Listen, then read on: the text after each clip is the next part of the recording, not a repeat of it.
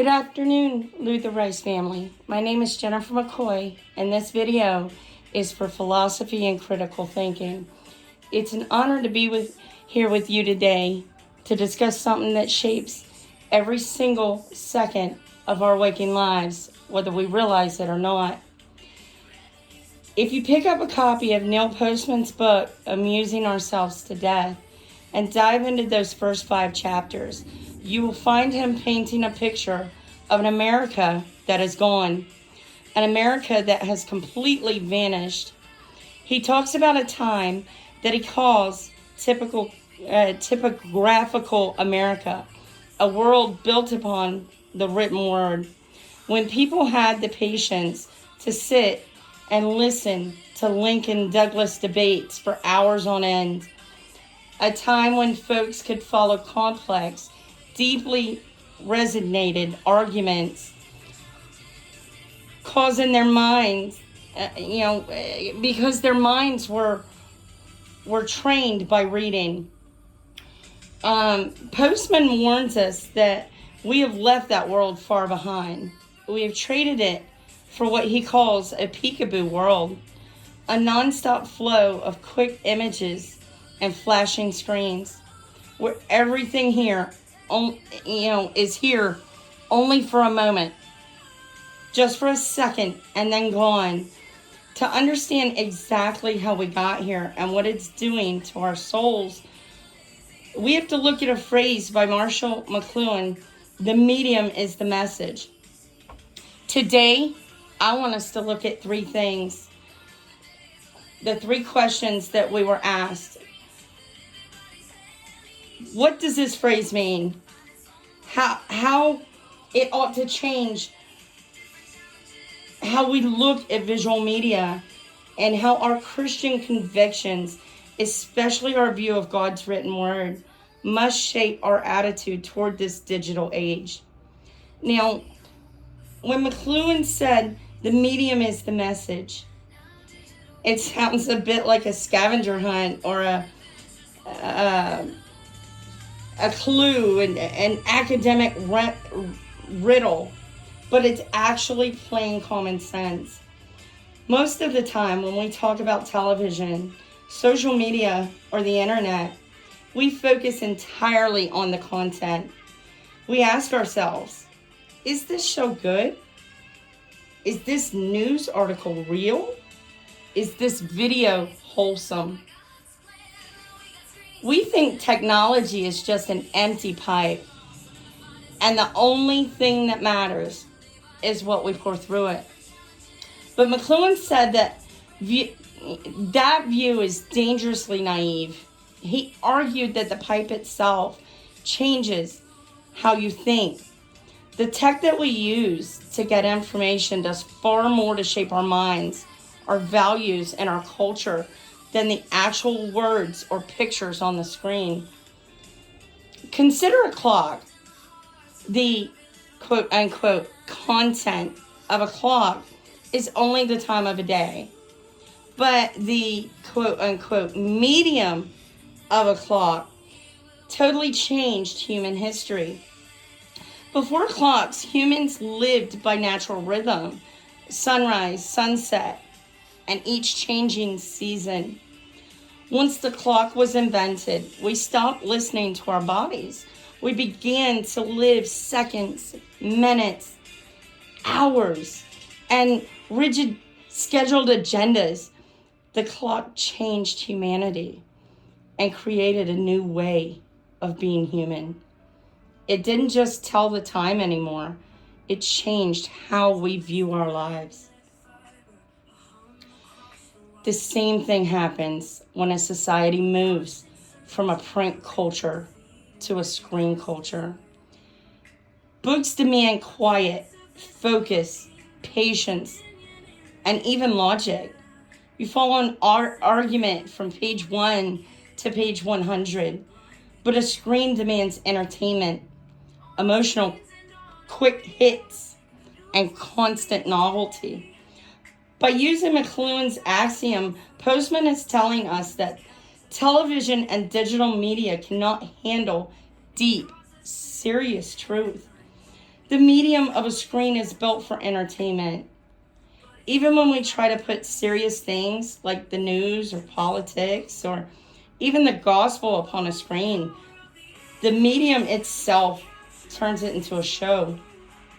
The message of a screen is always amuse yourself. Understanding that the medium changes us, how should it impact our attitude? We need to stop being so gullible. We cannot afford to be passive consumers who swallow whatever the screen feeds us. We have to develop a holy skepticism toward our devices. In a peekaboo world, everything is just disconnected, fragments. When you're watching something serious and without skipping a beat, we hear, and now a word from our sponsors. Postman painted a picture for us. He pointed out that "and now" are two of the most dangerous words. They tell your brain that what you just heard doesn't matter. They erase the tragedy and replace it with auto parts or breakfast foods. The screen trains us to have no attention span, no grief, and no capacity for deep, serious reflection. Everything is just entertainment. Our attitude must be vigilant stewardship. Technology is not a toy, it is an environment. These environments are actively disciplining us every day. We're being taught to be distracted, to be impatient and shallow. If we do not actively guard our minds, the screen will reshape our brains into its own image, not God's. My friends, we serve a God who chose to reveal himself to us primarily through words.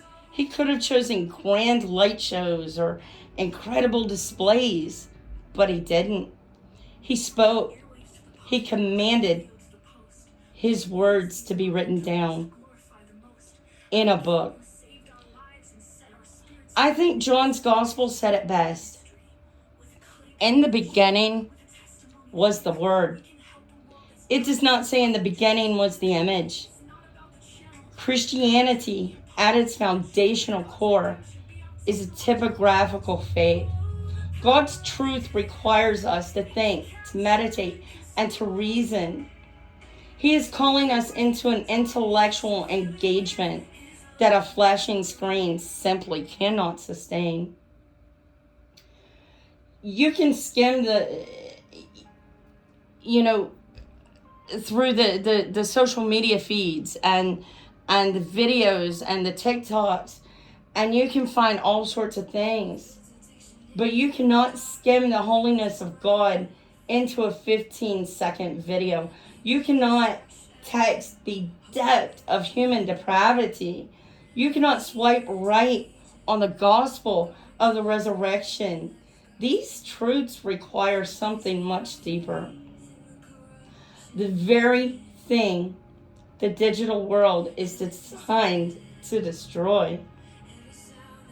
When we turn our faith into a purely visual experience, we risk creating modern-day golden calves.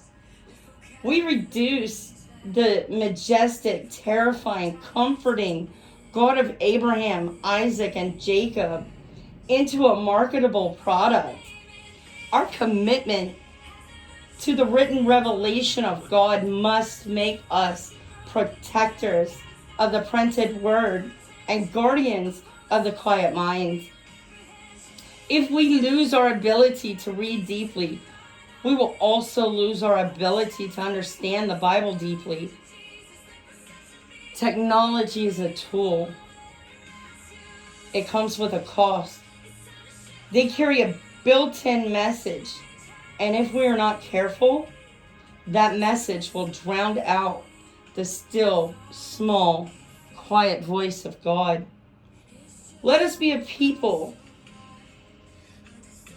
who value the book over the screen. Let us be a people who choose meditation over amusement and truth over entertainment. Let us guard our hearts and our minds, ensuring that we are being formed by the eternal written word of God, rather than the passing, blinking lights of a peekaboo world. I'm praying for you all. Thank you, and God bless.